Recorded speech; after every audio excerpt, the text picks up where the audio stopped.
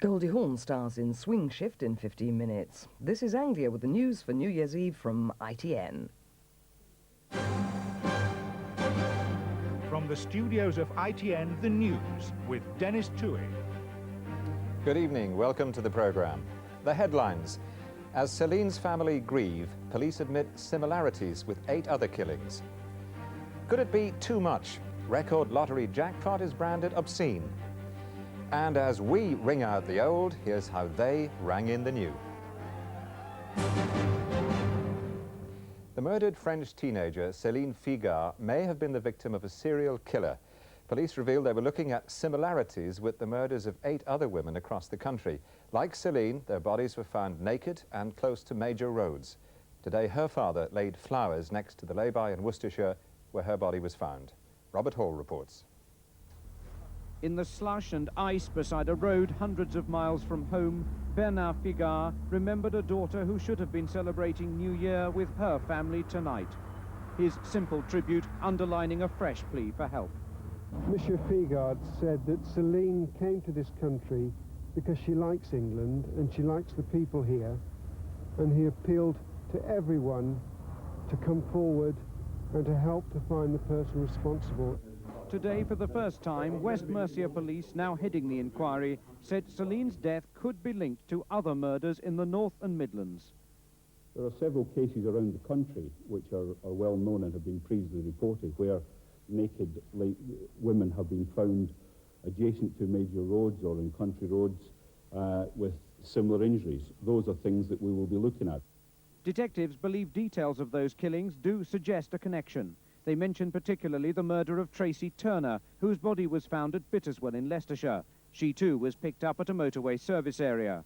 Other unsolved cases being considered include those of Samo Paul, found near Swinford in Leicestershire, Dawn Shields, found at Mam Tor, Derbyshire, and Julie Findlay, found in a lay-by at Rainford in Lancashire. And one of the things that we know about serial killers is that they're very mobile people.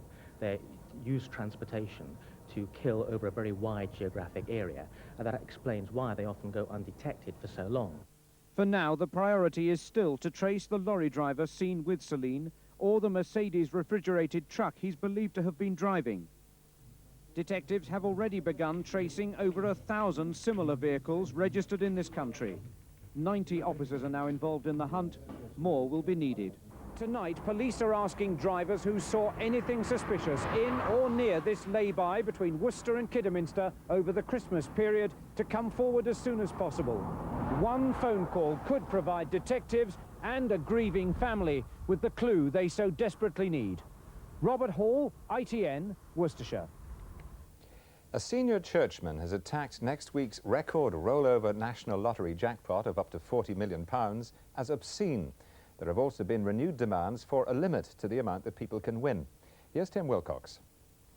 With next week's potential jackpot likely to exceed £33 million and perhaps reach 40, Camelot tills were doing brisk business today.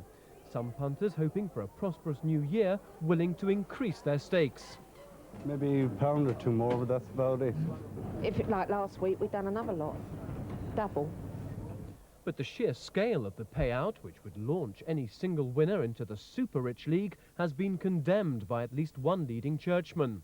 Well, I think that's quite obscene.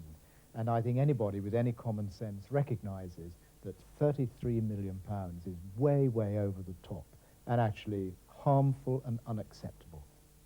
The bumper rollover jackpot is the biggest ever. £11.7 million on the Saturday before Christmas went unclaimed. And yesterday the nation played for £23.9 million. Again, no winner, so next Saturday the jackpot will top £33 million. But with ticket sales increasing by a quarter during a rollover week, a £40 million jackpot is possible. Camelot, the lottery organisers, and Parliament acknowledged the concern about the large payouts, but say the issue is consumer-led.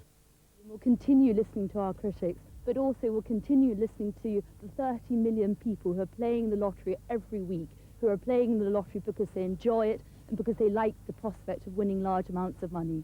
Next week's winner will have 3 pages in every paper.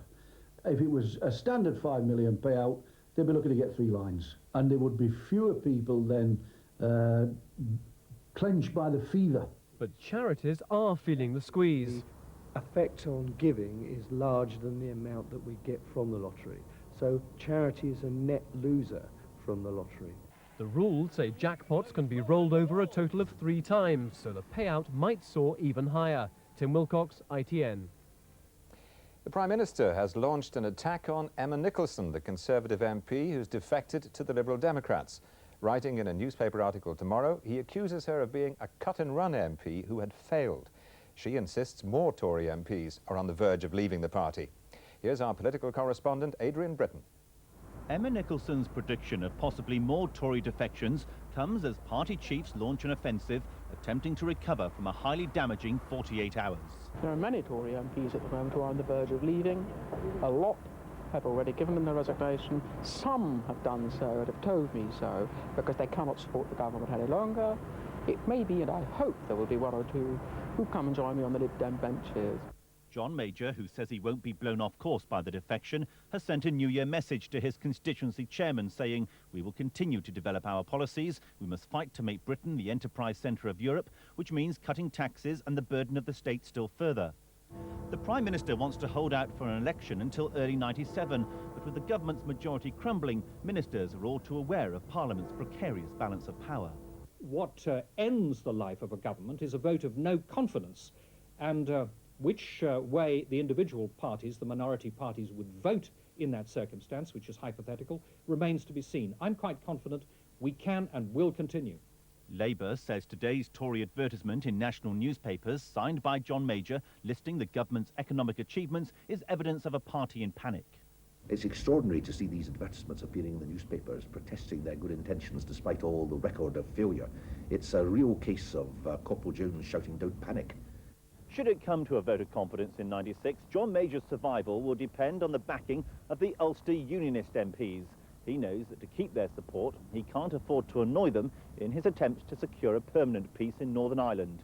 Adrian Britton, ITN, Westminster. Most of the US soldiers heading for peacekeeping duties in Bosnia crossed into the country from Croatia today. They arrived over a new pontoon bridge built by American Army engineers. Colin Baker reports from Sarajevo. Building bridges is what they came to do. First, they had to build their own to get into Bosnia. 3 days late, American engineers erected the final pontoon across the River Sava, and the first of several thousand vehicles moved gently, tentatively forward, testing the longest floating bridge to be built since the Second World War. This will be the Americans' only route from Croatia into Tuzla, northeastern Bosnia, the only access point for tanks and artillery coming into the former combat zone. America's 1st Armoured Division will keep old enemies apart, as will the British in